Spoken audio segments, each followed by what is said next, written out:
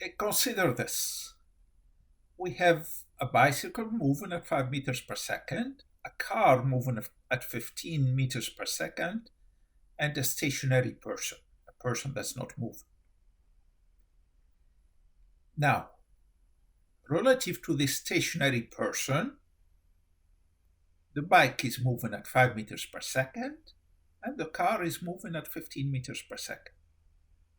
However, relative to this person and the bike, the car is not moving at 15 meters per second. It is moving at just 10 meters per second. That's how much faster the car is moving relative to him. On the other hand, you have been in a car and you see when you are sitting in the car, everything stationary looks like moving backwards relative to you.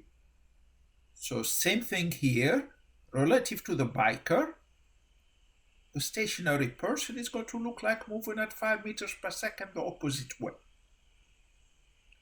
I don't have a diagram for this, but if we consider the motion relative to the car is going to see the biker moving at 10 meters per second the opposite way, and is going to see the stationary person moving at 15 meters per second this way, the opposite way as well.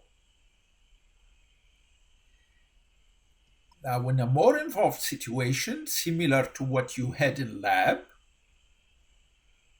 this person standing on the skateboard that's moving, relative to him, as he tosses a ball upward, the ball is going to land back on his hands. So relative to him, the ball is moving in a straight vertical line, up and down.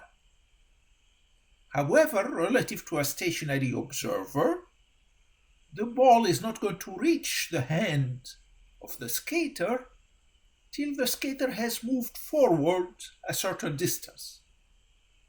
So essentially, relative to this observer, and like you have observed in lab, the path or the trajectory of the ball is parabolic.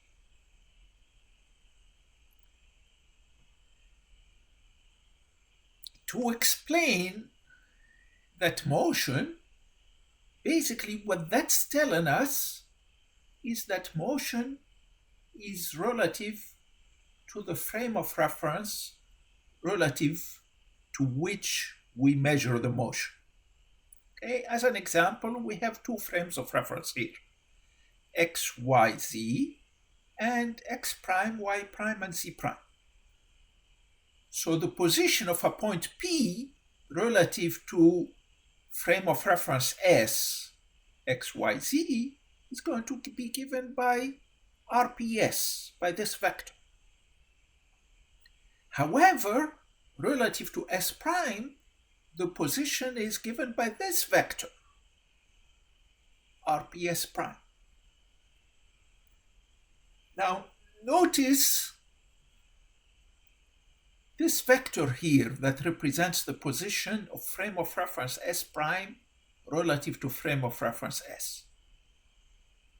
Okay? So that vector there plus RPS prime should be equal to RPS.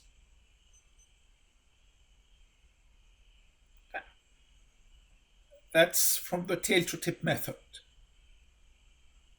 This, then at the tip of this, then we get the sum by joining the tail of the purple vector here to the tip of RPS prime.